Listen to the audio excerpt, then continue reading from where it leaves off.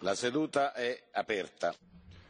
The sitting is open in line with the decisions by the Libe Committee to enter into interinstitutional negotiations announced at the opening of the sitting on Monday the 15th of January. I have received no request for a vote in Parliament pursuant to Rule 69C paragraph 2, which means that the Libe Committee may start those negotiations. The first item on our agenda today is Council and Commission statements on the presentation of the programme of activities of the Bulgarian Presidency. I'll take this opportunity to extend a welcome from the European Parliament to the Prime Minister of Bulgaria, Boyko Borisov. Thank you. I'm sure we will be able to work together very fruitfully with the Bulgarian presidency in this Parliament, and we're all very keen to hear what you have to tell us. So let me give you the floor without any further ado. So.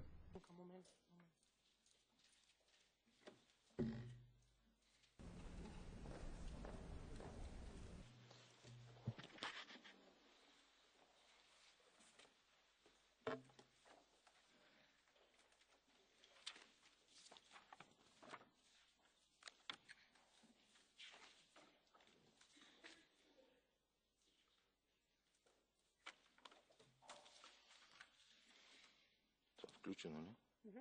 Сигурно си. Уважаеми Mr. President of the European Parliament, Tajani, Mr. President of the European Commission, Jean-Claude Juncker, ladies and gentlemen, presidents of parliamentary groups, ladies and gentlemen, members of the European Parliament. It is a huge honor to stand before you here. You are the people creating the laws in the European Union. This is the European Union's most significant body. I believe, I hope we'll be working in close cooperation with you in the next 6 months. And I sincerely hope that the Parliament is going to have enough time to do the work that it needs to do, to legislate. I would like to assure you that Bulgaria will help you with its experience as far as the Western Balkans are concerned, as far as the migration policy is concerned. In all matters, we stand ready to share our experience, and we are ready to act if you deem necessary. We have 4 main priorities: the future of Europe and the young people, the European prospects of the Western Balkans and the connectivity between the EU and the Western Balkans, the digital economy and the skills needed for the future. You know that they are closely related to the internal market, and security and stability. I am sure that you will be asking many questions later on, and we will answer those questions. Let me tell you, however, in what areas we aim to make progress, what we need to debate, and where we should try to find solutions. Just a couple of minutes ago, I was talking to President Tajani, and I have been talking many times with Mr. Juncker about what to do with the migratory flows and how to deal with them. I dare say that Bulgaria managed within a year to reduce the migratory pressure to 0. This was achieved because we worked very hard. And at the border between Bulgaria and Turkey, we showed how we can cope together. I would like to thank for the 160 million euro we received. I would like to thank for the EU-Turkey statement. Because of all these factors, we were able to limit the migratory flows. We know that we have a huge sea border with Turkey. This is the Black Sea border, and we have a big land border. That is why I believe that the statement between the EU and Turkey needs to continue to be applied. It needs to be signed. And we need to act with resolve, of course, as far as the independence of the Turkish media is concerned. Together with this, this migration agreement needs to continue to be applied, because in Turkey there are millions of migrants and Turkey is taking care of them. Of course, one of the main topics for discussion between the member states is how to relocate migrants after they have entered Europe, and how to take care of them once they are on our territory. We will try by using all diplomatic tools to solve this problem. Because on the one hand, we are witnessing the arrival of thousands of migrants in some member states, and these countries are making lots of efforts and they invest a lot. Other countries do not want to cooperate. There is a third group of countries which are at the front line of the migratory pressure, and we need to help them as well. I've been talking for many years about what we need to do. And what we need to do is the following. The only way to enter Europe should be via the border crossing points. And everybody who wants to enter via the border crossing points needs to be checked. If a person is trying to escape war or violence or missiles, of course, Europe is ready to help. And we also need to try and tackle the root causes and to help all those countries in conflict. We need to create the necessary conditions for people to be able to return to their home countries, because you have all seen on TV how the affected countries look, what they are like today. The ones that will be admitted to the territory of Europe need to be sent to those places that will want to have them. You can help me when trying to find a solution to all these problems. As far as the Western Balkans are concerned, we have a couple of options in front of us. We chose the most risk-free option. Maybe you know, by the way, Jean-Claude Juncker was in Sofia just a couple of days ago, and I'd like to thank President Tajani and Mr. Tusk and Mr. Juncker for having participated in the opening ceremony of the Bulgarian presidency. I continue. We know that during the current term of office of the Commission, there will be no EU enlargement.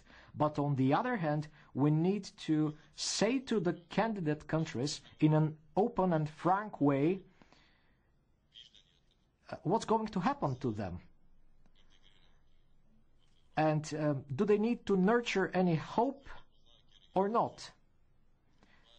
And we need to tell them what they need to do in order to join the Union.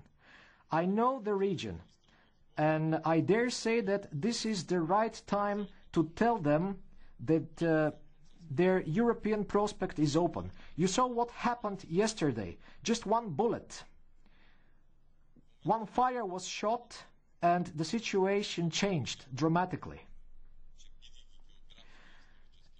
The people on the Balkan Peninsula sincerely hope and believe that because they're part of Europe, because they're part of geographical Europe, they will eventually be invited to join the EU. Some of them have made a significant progress, others not such a big progress, but all of them try hard. And I think that countries like Bulgaria and other countries in the region have shown that by talking to one another they can solve all their problems.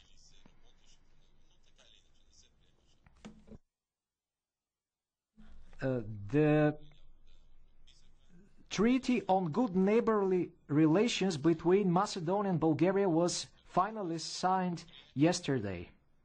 After many years of work and negotiations, the Macedonian parliament adopted this legislation. I hope that Bulgaria is going to ratify this treaty very soon. And Prime Minister Zaev did a lot in order to help the process. We sincerely hope that Athens and Skopje are going to find a solution on the name of Macedonia, because we hope that Macedonia will receive eventually an invitation to join NATO and the EU, because the Balkans are a very fragile construction, and if it starts shaking, the whole region, the whole of Europe will start shaking. What's going to happen if we do not help the Western Balkans? What's going to happen if we do not construct the necessary infrastructure? Transport corridors 4, 8 and 10 are very important. And we have a huge opportunity in front of us to help the Western Balkans in every possible way. The young people on the Western Balkans need to stay there. We cannot afford a situation whereby there will be only retired people on the Western Balkans, people with very low pensions. Bulgaria witnessed such problems in the past, and we don't want to see them on the Western Balkans again. If we don't help them, Russia, China, Saudi Arabia, and other countries will help them. Сме готови с всеки по-отделно, познавам региона. Therefore, we stand ready to work with all the heads of government and heads of state of the region. I have already participated in a number of meetings, both in Sofia and in Belgrade. The time is ripe to give the region a chance. I look forward to Mr. Juncker's, Mr. Tajani's support, as well as to the support you will be lending us. The security of the Balkans is a factor the security of Europe hinges on. If we do not safeguard the security of the Balkans, there will be an influx of foreign fighters and radical Islam will thrive.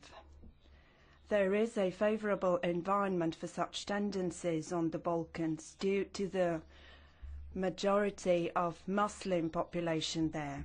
The Western Balkans expect and wish for a European perspective. A European perspective for the region will also secure our influence on it. I have already touched on Russia and Turkey. Despite all criticism we address to these countries, despite the fact that member states are divided on sanctions, I believe we must attempt to normalise our relations with one of our major neighbouring countries, which is Russia. Normalising our relations with Russia, however, is not within the scope of what we can achieve. Therefore, we will be seeking the support of other European countries. Work has already started with Commissioner Oettinger, with Mr. Juncker, as well as with Mr. Tajani. We have already started working with them on the European budget. That is also one of our major priorities. In this respect, I do count on the European Parliament. I do count on your support because the budget of the EU, the budget of any country, is underpinned by policies. By way of adopting the EU budget, we will be able to implement programs based on priorities. The common agricultural policy and the cohesion policy are of crucial importance.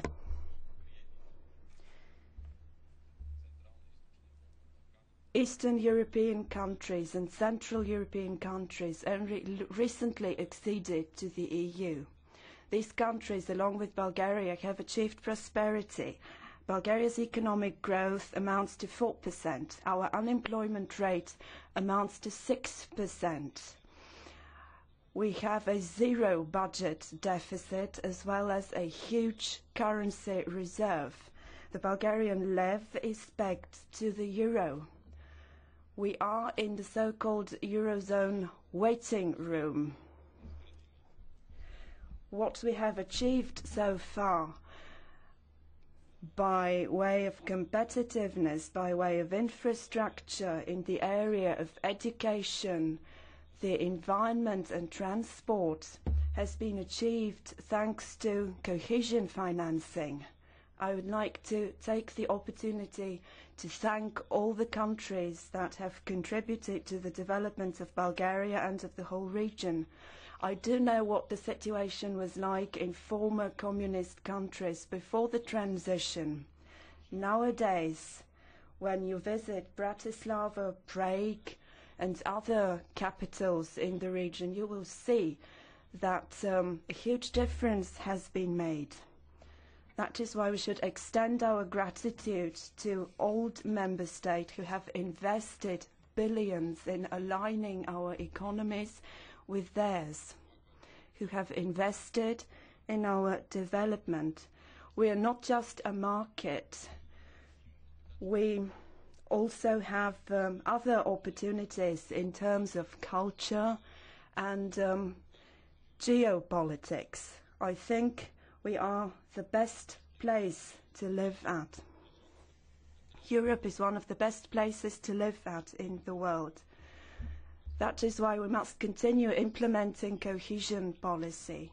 Allow me to also touch on European defence. We are facing daunting challenges of geopolitical nature. Thinking of these challenges, I think we do not pay enough attention to current threats. We react to threats instead of anticipating them.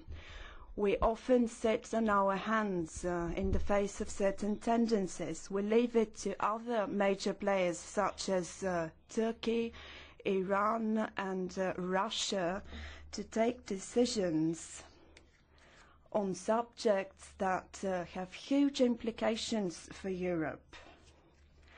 I mean military conflicts, for example, that result in a huge migration influx. Let me also give you the banking crisis as an example. It was Europe that in the end footed the bill.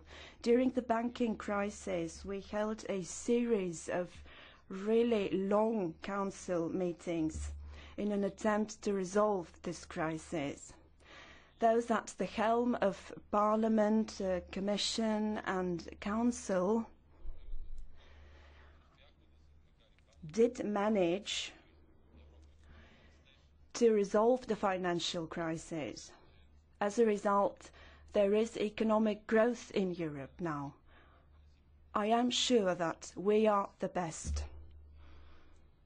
That is the truth of the matter. The energy union, the social dimension, and the suggestions extended by Jean-Claude Juncker yesterday are also major issues. I'm not going to focus on these in detail. However, they are very dear to our hearts. I now look forward to your questions. I will gladly make clarifications if I may start on something. Allow me to also mention the Estonian presidency. Estonia did a great job. It put a lot of effort into its presidency. I would be delighted if we would be able to achieve the same excellent results. Together with the Austrian Chancellor, Mr. Sebastian Kurz, who will be the next President of the European Council, I have already held a series of talks. He will soon be visiting Sofia. In 2018, both the Bulgarian and the Austrian presidency must ensure continuity as regards implementing all our priorities. I hope that with your support we will continue work on all the relevant dossiers I have touched upon so far. The European Parliament will have a crucial role to play. I do know that there are differences among the different European political parties, among the different political groups here in Parliament. After all, diversity is a major and valuable trait of the European Union. It is not by coincidence that the motto of the National Assembly is "United we stand strong." I think that that would be the most suitable European motto at the moment too. Thank you for your attention.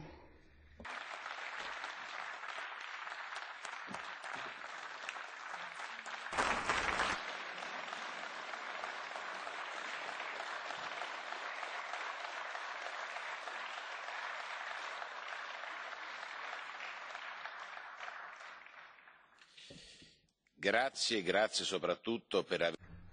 Thank you.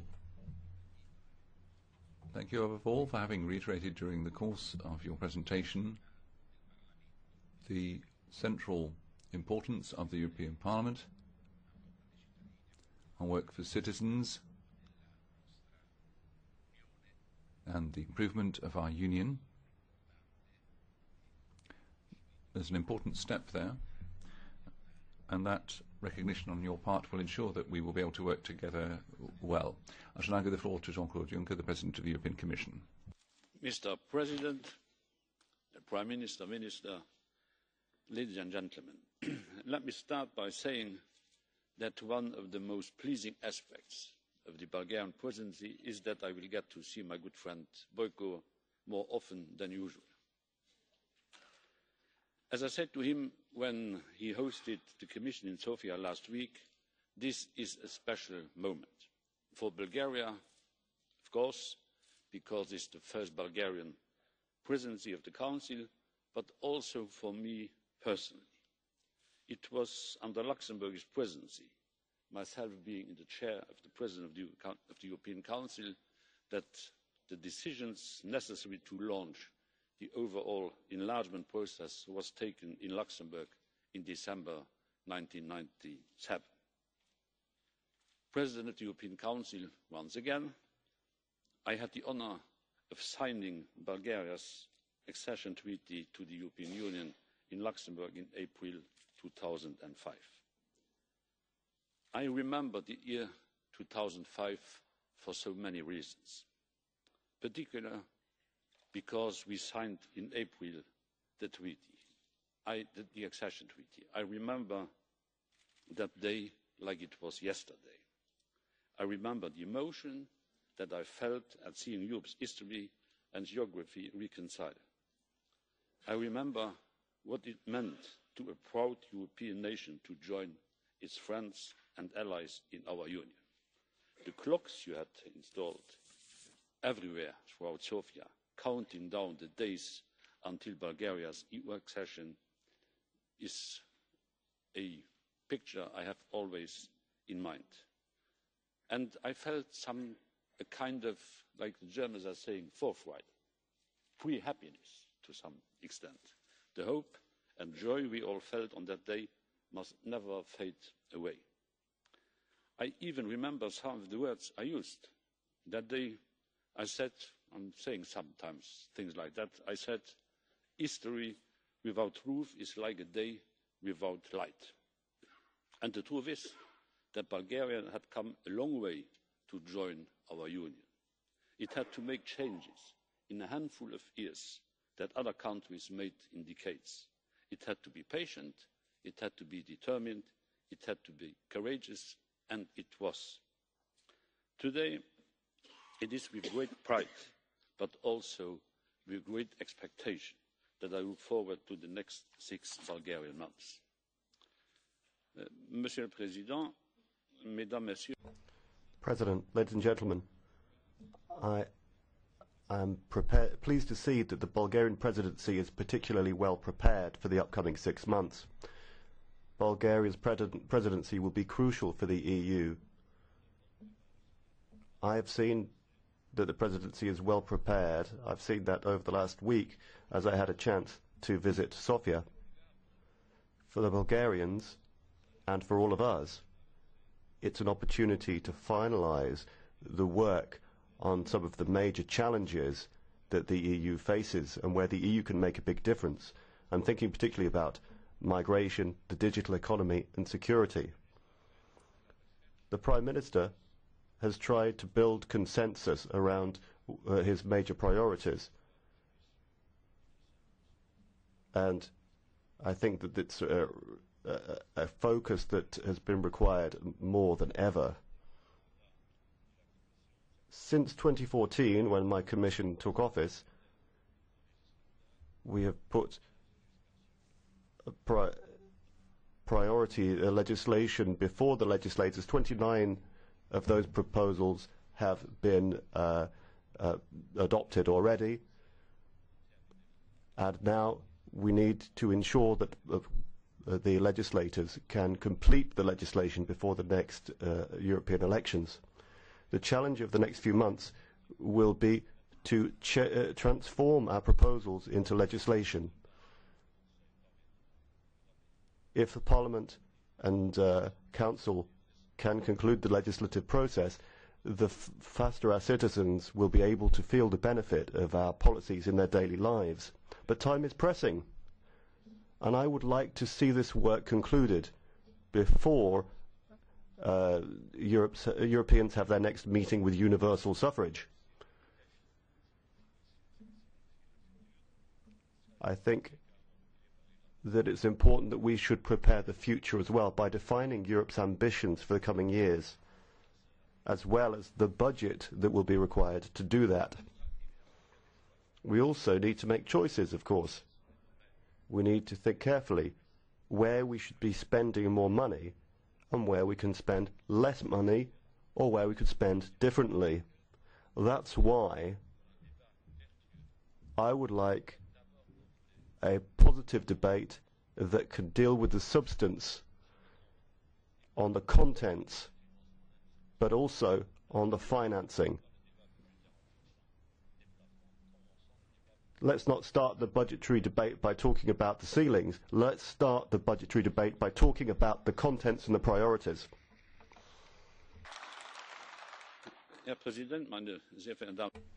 President, ladies and gentlemen,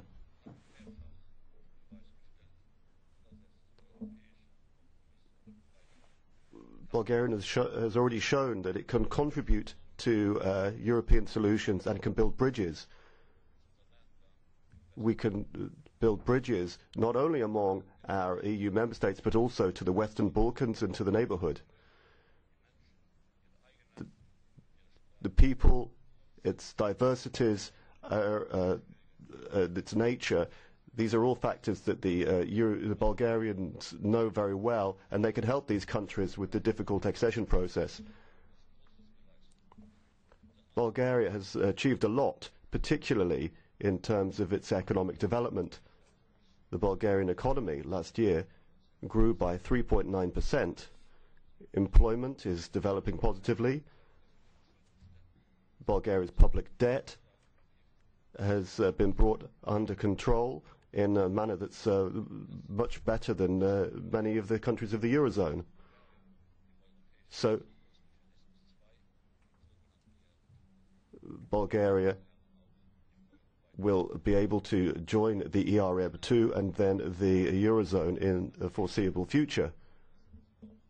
Real convergence still is something that needs to be worked upon. And I'm pleased to see that the Bulgarian presidency is working along those lines. Bulgaria is a real success story that can inspire our neighbours on the Western Balkans, and it will inspire them. That's why it's correct that the Bulgarian presidency has stressed the importance of the accession of the Western Balkan countries and has made that a priority of its presidency. In May there will be a Western Balkan summit in Sofia, and I think that that's an important step in taking steps towards the Western Balkans. Now, I will be travelling in the Western Balkans in February and March, and I will be very interested to see the positions of the various countries. I would like to say to those Balkan states that what our expectations of them are. Accession doesn't simply fall from the sky. It has to be worked towards. And I want to say this in the friendliest possible manner, that all border conflicts that exist between the Western Balkan countries need to be resolved before accession. Okay, between Slovenia and Croatia we still see border issues being resolved. Border problems have to be resolved before countries can accede to the EU.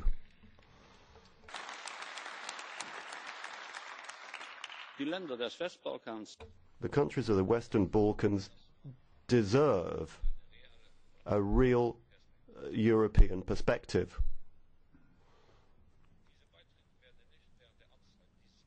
The accession of these countries will not take place during the mandate of this Parliament or this Commission, because the conditions will not be fulfilled by that date. Nevertheless, the objective has to be stated clearly. The objective is accession of the Western Balkan countries. These accessions can take place provided the necessary reforms are enacted. Then, step by step, accession will become closer. We have common projects across the region: security, migration, transport, digital issues, energy, and others unite our interests. The rule of law is one of these major projects. The rule of law is the very foundation upon which our union is built. It is such a fundamental value that without the rule of law, countries cannot accede to the EU. And that also applies after accession as well.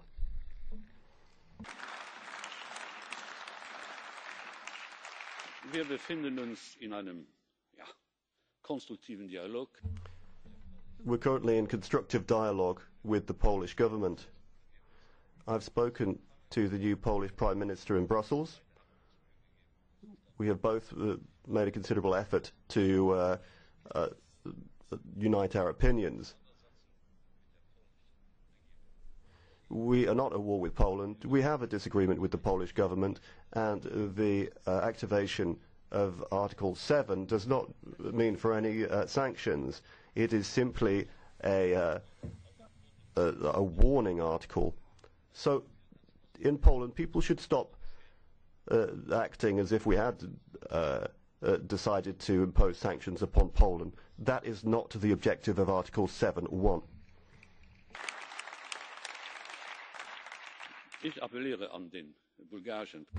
I would like to call upon the Bulgarian Prime Minister, Boyko Borisov, and upon his government to work constructively and with an openness to compromise with in all of the issues of observing the rule of law in Poland. It's up to a presidency to try and find compromises, but it is also the role of a presidency to take strong decisions and to ensure that the decisions that are taken can be fully implemented. I don't want to misuse this speech to spend a lot of time on Brexit, but there are quite a lot of questions that Mr. Henkel has addressed to me in advance. When it comes to Brexit, I'm sure that there will be no winners from the situation. It is a lose-lose situation. It's a lose-lose situation both for the British and for the members of the European Union. I continue to feel that the exit of Great Britain is a catastrophe.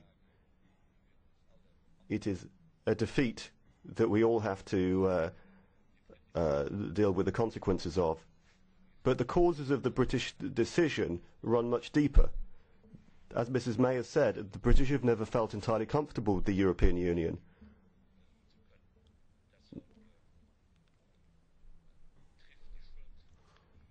So the guilt lies upon many shoulders. Mr. Tusk said that our hand remains outstretched. The British people, the British government, may wish to find a different way out of the Brexit situation, and we are very much willing to deal with them. We are not throwing the British out. We would like the British to stay, and if they so wish, they should be allowed to do so.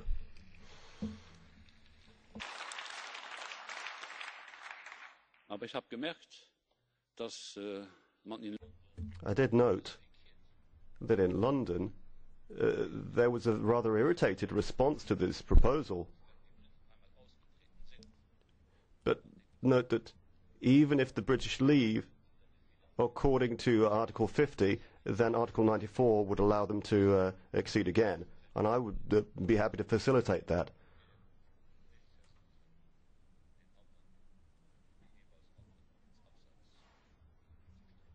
So I certainly wouldn't want to push anyone into a corner. Oh, another question from Mr. Henkel. He wondered if I would really like to go down in history as being the man responsible for Brexit. Well, I think I need a double answer. First of all, I'm happy that Mr. Henkel thinks I will go down in history. And secondly, on the subject of Brexit, I stated things the way they were. I'm sure that the Bulgarian presidency will do an excellent job. Prime Minister Borisov is an excellent European Democrat with a strong will, with convictions, and the power to convince people.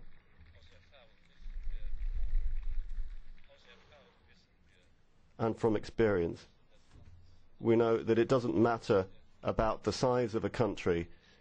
The important thing is the sense of willpower of a country. And with Mr. Borisov, I'm convinced that this presidency can be a success. Благодаря.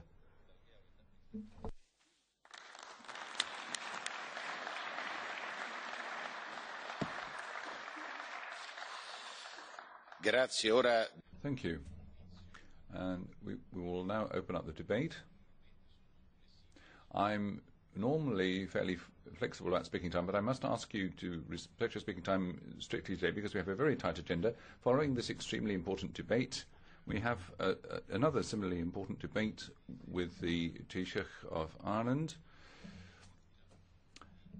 Then we have other business to take. So neither I nor the vice presidents who will be replacing me can be flexible on speaking time. And I would make the same appeal to the group leaders. I'm often indulgent to them to the extent of a few seconds, but we're going to have to be tougher today. So we'll start with the leader of the EPP group, Martin Vin. President, Prime Minister, a very warm welcome to the European Parliament. This is a historic moment as Bulgaria takes over the presidency of the EU. We have seen the fight for communism, the fight for freedom, and today now the possibility of Bulgaria leading Europe. This is a wonderful development, and I think Bulgarian citizens can be proud of this. They've always turned towards Europe. Bulgaria as a country can be proud, and I think you, Prime Minister, can be proud as well through your leadership of the country and what you've done for the citizens. The first question is, when we have now the Bulgarian presidency, is to ask ourselves what we can learn from Bulgaria. I think that is a good starting point. And one of the lessons we can learn is to look to the economy in Bulgaria. The growth rate is doubled compared with the neighbouring country Serbia. And that shows being part of Europe means strong economic success. When you look to Bulgaria, then we can learn that you can count on the values. To modernise the state, to go forward with European values, fight against corruption. That is what Bulgaria was doing during the last years very successfully. And finally, we can learn that Bulgaria wants to be full part of the European Union, has a clear idea about the next steps ahead. To be part of Schengen and to be part of the euro area, the clear commitments from the Bulgarian government gives us a clear indication that we should believe really in our project. That is what we can learn from Bulgaria. And now let's have a look to the tasks which are ahead of us. First, I want to underline what also Jean-Claude Juncker said, that the most important thing for sure will be the debate about the money in the European Union. So this semester will be the start of the debate about the multi-annual framework of our budget. And we as EPP, we ask for an ambitious approach. We support the standpoint from Jean-Claude Juncker, that first of all we have to define what are the priorities for Europe, and then we have to talk about the necessary money. The second task is migration. It is planned that in the Council in June there should be a kind of a final debate in the European Council about the migration challenge for the European Union. Prime Minister Borisov underlined the success story in protecting the border. That is one big thing. And the second big point in the management of the migration thing is to practice solidarity inside of the European Union. Hopefully we can manage in the next weeks and months to bring these two things together. On the management of the border, let me finally underline that we are asking for more European engagement, that not only Bulgarian officials are standing in the border, that also Frontex is more present in the border region. We ask for more Frontex staff members. And finally, dear friends, on the Western Balkan, as a third task ahead, that's really an important task. Western Balkan is part of the European Union, is part of Europe, and has a chance to become a member of the European Union. Together with the Commission, when we will have a look on the Commission proposal on the enlargement process, we are in favour of this perspective for the Western Balkan, and we want to focus as EPP mainly on concrete projects. People must see that it is a benefit, it is a positive development when you are part of the European Union. So let's focus on infrastructure, on railways, on motorways. That is what people are expecting from us. So there is a lot to do. We wish the Bulgarian presidency all the best, and the EPP will support our friend Boyko Borisov. Thanks so much.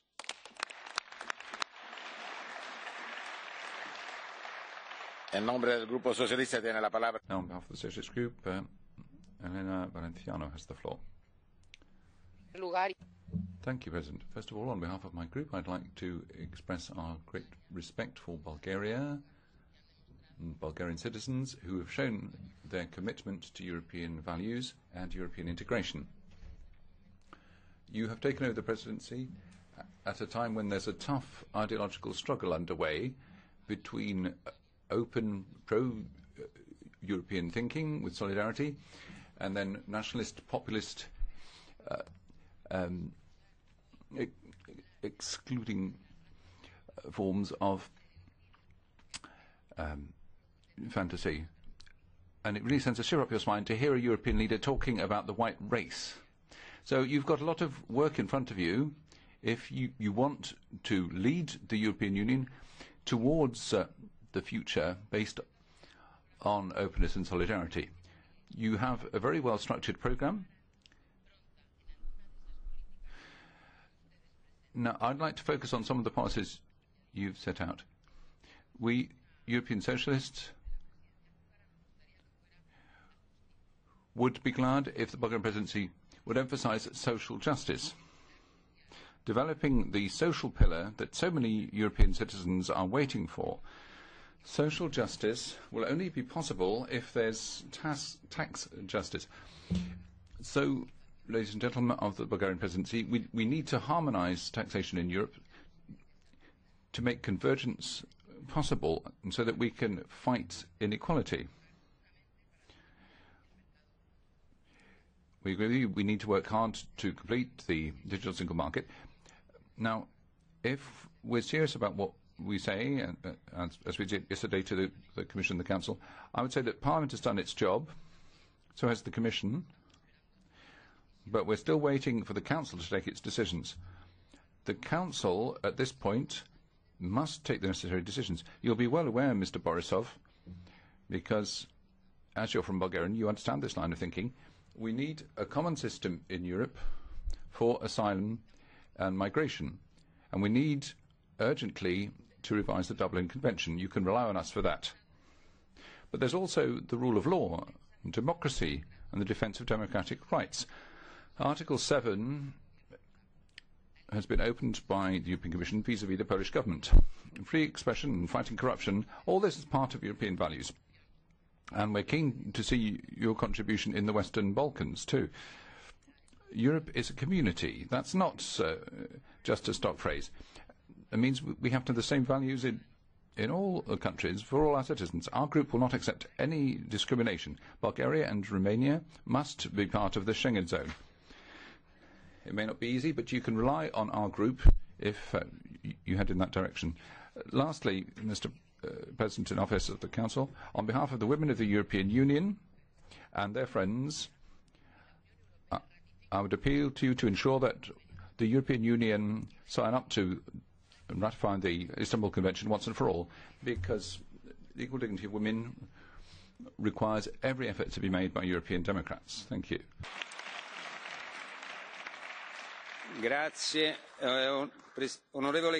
Thank you. Mr. Kamal, you have 1 minute. Prime Minister, welcome. Dobrodošli. Whilst your presidency begins the last full year of this parliamentary term, it will be 6 months which could set the parameters for the future EU-UK relationship. Mr Juncker, you should not take responsibility for the UK voting to leave. If responsibility lies anywhere, it is with the political class in Britain for the last 40 years that has never been honest about the political dimension of the EU, pretending that the EU is only about trade. But whilst Brexit has dominated the agenda of late, the ECR Group believes that the urgent must not crowd out what's important. The need for reform, fiscal responsibility and doing less but doing it better. And the ECR Group hopes that the Brexit negotiations will not just lead to a new EU-UK relationship, but act as a catalyst for a reformed EU. We hope the Bulgarian President will be vocal and resolute in the face of continued Russian aggression in Ukraine. You hope that you will help Western Balkan countries on their journey of reform, and on the migration crisis, you ask EU countries what they can do to help, whether giving resources or taking people, rather than telling them what to do. I look forward to working with you and your team, and we wish you every success in the 6 months ahead. Благодаря. Thank you. Now, Mr. Nart, 1.5 minutes. Señor presidente. Thank you very much, President. Mr. Prime Minister, we hope to see a successful implementation of the reform of the common asylum system in the EU. We would like to see the negotiations start as soon as possible. There can't be migration without integration, and there can't be integration without control of migration. Those are two essential points. You spoke about how Bulgaria knows this tension directly being so close to the Western Balkans. There is only one way forward in this crisis. We need to deepen European values, the respect of human rights, the respect of democratic freedoms that make up the European Union. And the destiny is Europe, and the solution is us working together. The meeting next month is very important for peace and stability. Populism and nationalism and corruption, these are all enemies of Europe, and so we need to pay close attention to these elements. We would like to express our solidarity to you and to the Bulgarian government from the Socialist Group with regards to the challenges facing your country, with regards to the integration into the Schengen area. You've worked hard on this, and we hope to see a conclusion to this. Aldi, the European Parliament, we hope that your presidency is a success, and you can count on us. Thank you very much. Thank you. Mr. Papadimoulis, you have 2 minutes. Thank you, sir.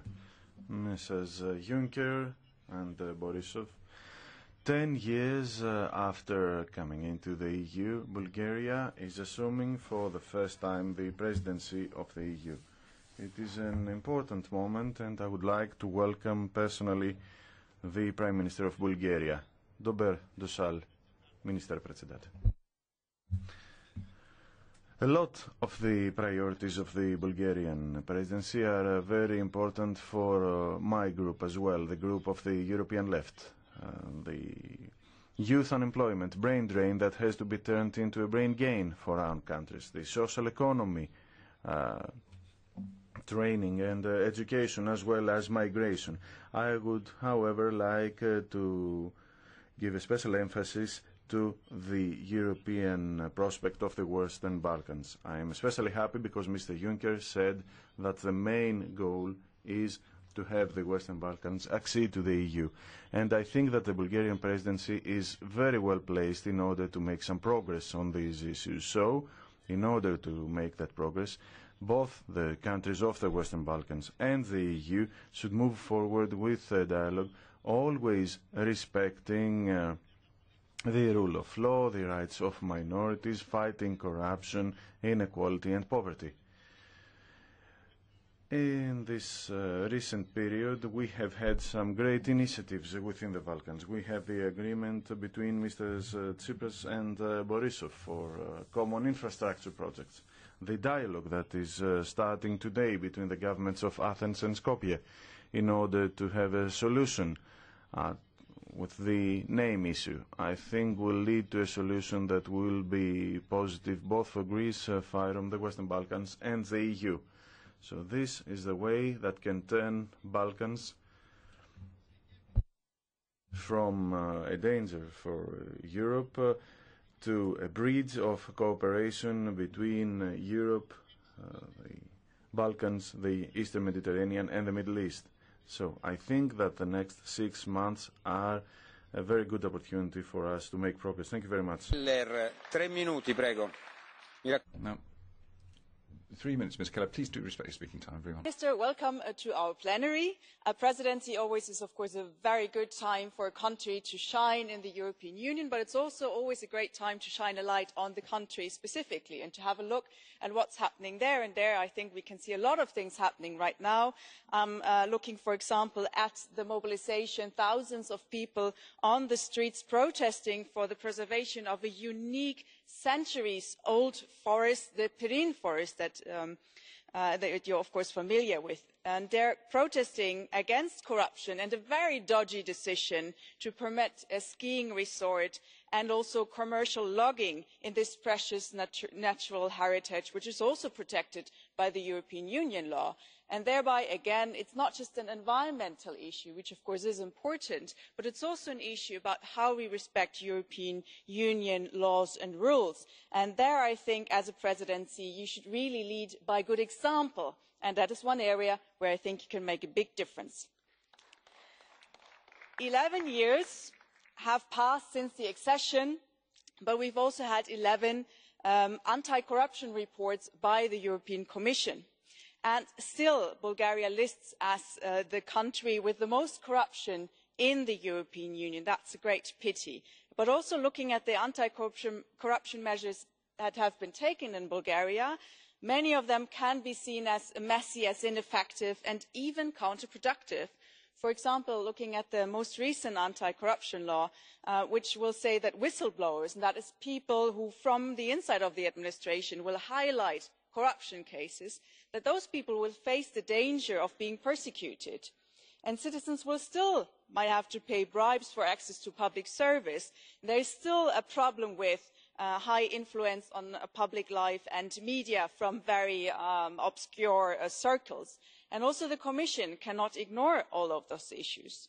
I think the presidency is a great chance for you to improve that image, to read not just the image actually, but also the situation itself, to go into the depth and really take on the fight against corruption, which will also greatly benefit the citizens of Bulgaria. And let us know how we can also support you in this very important issue.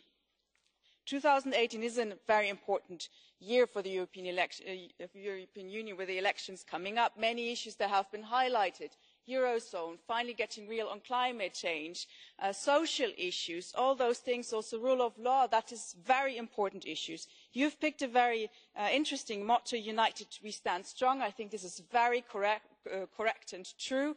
We have to be united, we have to be strong in order to address those issues. We also have to be strong as a European Union of values, one that is fighting for democracy and against racism and xenophobia, and I hope all of your ministers could sign that statement. And if you're following true to this motto, then we're very much ready to support you all the way through. Thank you.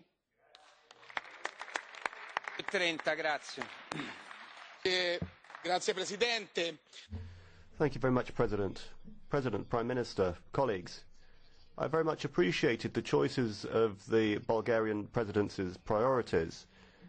Over the last few years, we've seen a major problem with the brain drain and youth unemployment, but the data remains rather worrying. The countries at the end of the list, Greece, Spain and Italy, we're talking about 35% youth unemployment. Young people feel the consequences of the economic crisis worse than everyone else, and Europe needs to have a capacity to renovate itself, to renew itself, and it could affect the very basis of the European project. We need an expansive, anti-cyclical Keynesian policy as soon as possible that gives priority to jobs and growth. It's already too late, almost. Now, Bulgaria has announced its presidency as a Balkan presidency, and I'm very glad to see this as an opportunity to relaunch the accession process for the Western Balkans. The stability and prosperity of these countries is essential to all of us. We particularly look forward to the growing integration of Montenegro, which is coming closest to joining our great European family. We need to assist all countries in the area, following the slogan more for more, helping them with the necessary reforms, but not leaving the others behind. Well, I'd also like to thank the Estonian presidency focusing on the digital revolution. That's a major pillar for the future of Europe. We want a democratic, prosperous Europe at the very avant-garde of development. Premier Ministre, lors de nos échanges... Prime Minister, during our talks in Sofia with the Conference of Presidents a few weeks ago, you told us that the issue of external borders and the need to control them was Europe's greatest challenge today, and you reasserted that just a few minutes ago. Many heads of state and government in Western Europe have been terribly lax and had rose-tinted spectacles on, but thankfully Central and East European governments are determined to lead the fight for security and identity. That applies to Hungary, Poland, the Czech Republic, and now Austria. At the start of the 6 months of the Bulgarian presidency, you therefore have an essential role to play and responsibility to shoulder. You can show real political willpower, which has been completely lacking in the European institutions now, to dissuade migration and dismantle the trafficking networks. Bulgaria has the main border with Turkey, and as things stand now, Mr. Borisov, your government has shown a firmness which has achieved the results that you set out just now. Bulgaria is one of the oldest nations in Europe. Ever since 681, your people have survived every challenge. You're fighting to preserve civilization. We now face a great challenge also of unfair competition in the economy from outside the European Union and indeed within it. And lastly, Prime Minister, I welcome the clear will you expressed just now to normalise relations with Russia. We must indeed, you're quite right, bring an end to this ridiculous aggressiveness on the part of European institutions vis-à-vis that major neighbouring power. Thank you. Well, we've now heard from the political groups. We're very far behind schedule. We're supposed to finish this debate at 10:30. I won't accept any catch the eye or any blue card questions. Mr. Kovachev, 1 minute 30. Thank you, President. Esteemed Prime Minister, welcome. It is for the first time that the Bulgarian Prime Minister is appearing before the House of European Democracy. Bulgaria is about to head Council in difficult times. We are facing migration pressure, Brexit, growing populism and lack of stability along external borders. I'm sure that Bulgaria will take the lead when resolving the current challenges. The country's accession to the EU 11 years ago was the most significant event in our modern history. We have always belonged to European civilization. However, for decades, the communist dictatorship made us swerve off the European pathway. The road charted by Bulgarians during the Renaissance, who wanted Bulgaria to get closer to other European nations, is intimately linked to the vision of a free and united Europe. The Balkans have been taunted by their history. History has been dividing us. So far, European integration is the best way to leave behind historical and ideological divisions and to heal the open wounds. I therefore salute your decision, Mr. Prime Minister, to place the European perspective for the Western Balkans among your main priorities. We have to build a common European home. History shows that the Western Balkans are a source of destabilization. It only takes a murder, a single spark, to destabilize the region. I wish all the best to your presidency and the Bulgarian administration. You can count on our support. Honourable Prime Minister, you have an incredible understanding for further enlargement into the Western Balkans. We agree that this is a very fragile area. Yesterday's murder of the highly respected Serbian politician Oliver Ivanovic has shaken the region. I would like to express my condolences to his family and call on the authorities to investigate the circumstances of this event. This brutal act has confirmed how far we actually are from the rule of law in this region. Young people are leaving the region en masse and they need new opportunities, but the rule of law is not doing well in the rest of the Union. It will be difficult to convince the Balkans to respect the rule of law if we don't manage to do so within the Union, be it the respect of the arbitration agreement between Croatia and Slovenia, which may jeopardize the enlargement in the Western Balkans, or Hungary or Poland. In the case of Poland, I call on you to be strict and activate Article 7 for infringements of the rule of law. Only so we can remain strong together. Mr. Barakov, 1 minute. I wish all the best to my home country, Bulgaria.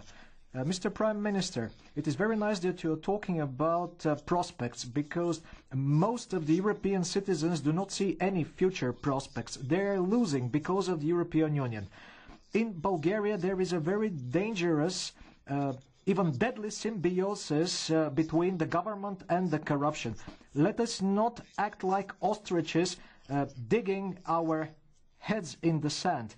We are expecting action on your part, Mr. Prime Minister. A handful of oligarchs that made a lot of money became moral mentors in our society. It is now or never, Mr. Borisov, and I have always been frank and open with you. Not a single oligarch has been sent to prison. Bandits like Ivo Prokopiev, Ognan Donev and others need to be sentenced. When are they going to be sent to jail? You need to act because only action will be in unison with European values. And I hope that we will see acts. Mr. Kucic, 1 minute 30. Благодаря. Уважаеми господин председател. Thank you, President. Esteemed Prime Minister, esteemed Mr. Juncker, esteemed ladies and gentlemen, commissioners, colleagues. Mr. Borisov, allow me to also wish you success. It goes without saying that the Bulgarian presidency of the EU comes at a time when Europe is at a crossroads. There are major issues on the EU's agenda. The priorities outlined by Bulgaria put other priorities too on our agenda, such as the cohesion policy, which is the main instrument for countering divisions. Another major priority is the European perspective of the Western Balkans. I am glad that this subject was upgraded within the EU. However, the 6 countries of the region do need sustainable political and economic support. For them to achieve success, we must clearly chart the road they are to embark on. The Bulgarian presidency can do so that we can keep with the timetable set by the European Commission. Europe should not be concerned about the Western Balkans. It must implement policies for their sake. Only by way of integrating the region can we claim that we have left nationalism in the region behind. Let me be frank, Mr. Borisov, you will fail if you continue counting on Bulgarian nationalists. Please do prove that you deserve Mr. Juncker's confidence. Get rid of the shackles of radical nationalism. Please do so, both for Bulgaria's and for Europe's sake. I do rely on you. Thank you, sir. Dear Prime Minister, we are rather dismayed by the program that the Bulgarian presidency has. You are walking down the same road of austerity that have led people to poverty and the young people abroad. You are following the same agenda of competitivity at any social cost, whereas on the issues of asylum you are following the path of further militarization of the EU. However, it is positive that you said that you want to move towards social cohesion. And, of course, you're doing good work on the multi-annual financial framework. As a group of the European left, we stand by our position for long-term investment that will create new jobs with safety. We are in favor of solidarity on the issue of refugees and migrants and the creation of a fair system for the refugees. Mr. Paxas, 1 minute. Mr. President, yes, there were good things during the Estonian presidency, for instance, in relation to energy efficiency in buildings or waste management rules, and I hope that there will be such good options also during the Bulgarian presidency. I like your motto, and we want to become an open, an even more open union for our citizens, but we do have to ask the questions, why don't the words turn into actions? Why don't the ambitions, presidency, objectives of member states get sink in the bureaucratic machine? We speak about a better economy and apply the better economic measures, but we cannot ensure at least the minimum income for the poorest. And we have an impression that the priorities are set by the presidencies, while the job has to be done by Mr. Blimsky, thank you very much for giving me the opportunity to speak. I'd like to wish a very good new year to the Bulgarian people and to Bulgaria, and wish you success for the Bulgarian presidency. The EU is in a reform process. The Brexit situation was a shock. We had 5 proposals that were given for the future of the EU, But I think it's important that the member states, the people, they need to have the opportunity to speak about where we want to go in the future. And I hope that we won't have a repeat of what we had yesterday, the response from the EU saying that Britain's still welcome to stay, and Britain saying, well, no, we don't want to. Don't want to have a situation where the EU doesn't like the result, like with the case of the vote in Ireland, and then they just have to vote again. That's not the right way forward. I hope Bulgaria will be an important partner in the reform. I wish you all the best, and thank you for your commitment. Mr. Kaspari, 1 minute. Prime Minister, your Council presidency lies 1 year before the European elections. During this Bulgarian 6 months, we need to see proof that the EU is capable of acting and winning the trust of Europe's peoples. If we can set the course for the MFF and decide upon it across the Europe, that will be one major step. For the Western Balkans, if we can create a perspective for stability and prosperity and an EU perspective, then I think that we have made a major step. With a more reliable protection of the external borders and solidarity in sharing burdens, then I think you will have made a major impact on migration. And we should also try to strengthen competition and create possibilities for our young people. Then, if you achieve all of this, then you can be proud of your presidency and we can look forward to a better future. Mr. Kurumbachev, 1 minute. For my generation, the accession to the European democratic family was only a dream. The dream became true, but somehow we realized that neither the membership of the EU nor anything else is a total guarantee against corruption.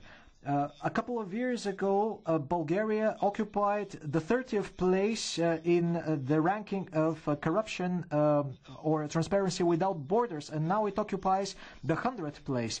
I really hope that we will make our contribution in order not to talk of depopulated regions in the EU and depopulated states, by the way, because this is a real danger. I hope that the future generation will be able to say that Bulgaria has worked hard during its first presidency. And I wish you all the best. Mr. Джамбазки. Esteemed presidents, esteemed commissioners, esteemed colleagues, esteemed Mr. Borisov, I congratulate you on your achievement. You are the first Bulgarian Prime Minister who is standing before us today. In the next 6 months, we have to work hard on amendments to the Dublin regulation, on the protection of our external borders, on the Western Balkans and Macedonia, on reaching a fair deal with our friends from the UK and Poland. We must be combating double standards when it comes to income, when it comes to food, etc. You must be consistent and confident in these battles, esteemed Prime Minister. You must demonstrate the confidence of Bulgaria, who has been existing for 1,300 years and has always been victorious in battle. I wish you all the best for the coming 6 months. I do hope that in 6 months we will be able to be proud of the success achieved. That is also the will of Bulgarian citizens. Herr Premierminister, über Ihrem Parlament. Prime Minister, unity makes strength, and I hope that this motto of yours, that we you can send it to your 27 colleagues every morning. I hope you didn't just mean the EU, but the Western Balkans as well. I think there are a lot of friends and a lot of support for this, and we will definitely support you. It's very important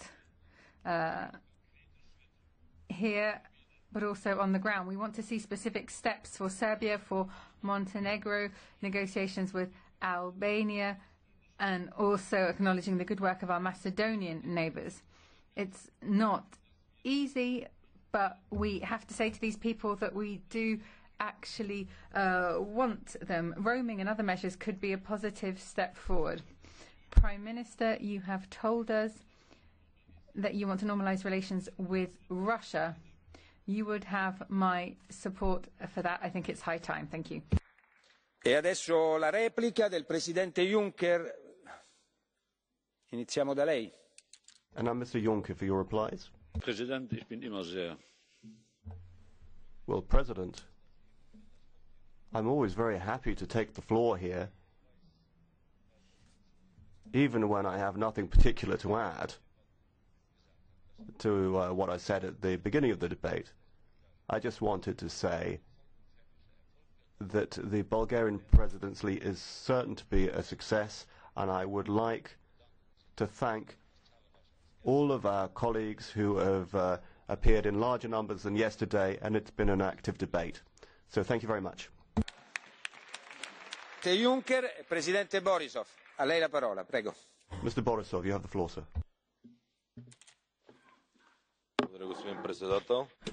Thank you very much, Mr. President. Thank you very much, Mr. Juncker, for the positive evaluation. And I'd like to thank the leaders of all the political groups, and I'd like to thank all the MEPs for what they said. I'd like to answer the Greens because I am Green myself. The protection of the Bulgarian nature is something that we take care of, we as government. I met our ecological organizations just 10 days ago. In the past, I used to stop infrastructure projects in order to protect the hatching of new storks. And I have also asked ministers to stop what they were doing in order to protect different species and different plants.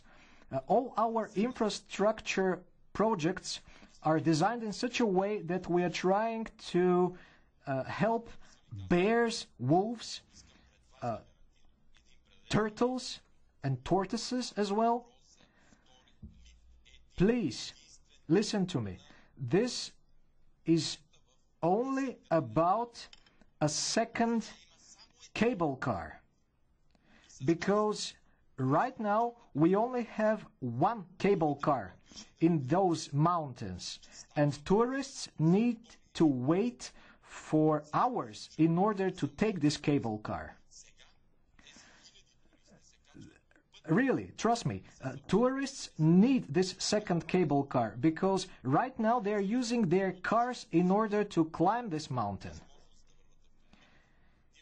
In order to maintain this road, so that cars can drive on this road, we always use salt. Because of this salt, hundreds of trees die, trees which are along the road. Here I digress to tell you the following. In the past few years, Bulgaria has been occupying the first place in Europe as far as new forests are concerned. And we are probably the only EU country which has gained more forests. What discrimination are you talking about then? Do you really think that any investor is ready to agree to his or her trees being cut down? Pines, for example. Please trust me, we will take all the necessary ecological measures to protect these mountains. About corruption, trust me, corruption is everywhere, and we have always fought corruption. I've been elected 10 or 11 times, together with my party. most times we had started from scratch. Sometimes we were in opposition. Sofia, for example, many years ago did not have a single landfill or a waste processing plant. Currently, Sofia occupies second place after Zurich as far as waste management is concerned. We have different landfills, different deposit facilities, different treatment plants. You can find information about all this. You maintain that there is rampant corruption in Bulgaria. If this were true, why are we constantly re-elected? I used to work in law enforcement, and after that I became a top politician because of my achievements. Just like we did with waste in Sofia, I can guarantee that we are going to succeed in Europe. With your help, of course. I'm begging you, the people that are protesting on the streets, they used to be my coalition partners in the past, but now they split into 3 different parties, and because of this, they weren't able to enter the parliament. These people are one of the most natural partners that we might have, but it's not my fault that they split into 3 different parties, and it's not my fault that I won the elections.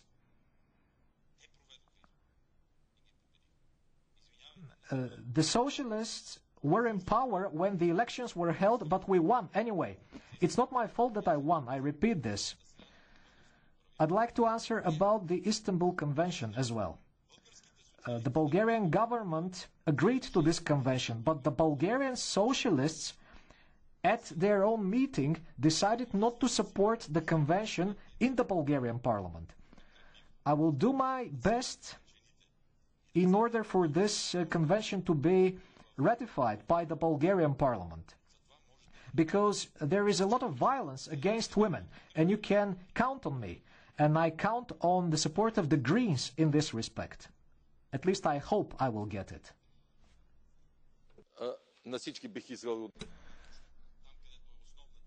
As an answer to everybody who spoke, I will mention my colleague from the movements of rights and freedoms in particular. We have stated many times that ethnic tolerance and our specific ethnic model is something to be preserved. We will cherish them because we can, and we are an example for everybody else in the region. I'm ready to continue working in this respect. I thank you for what you said, and I'm ready to sign here in front of you that this is only about a second cable car and nothing more, nothing else. Thank you, Mr. President.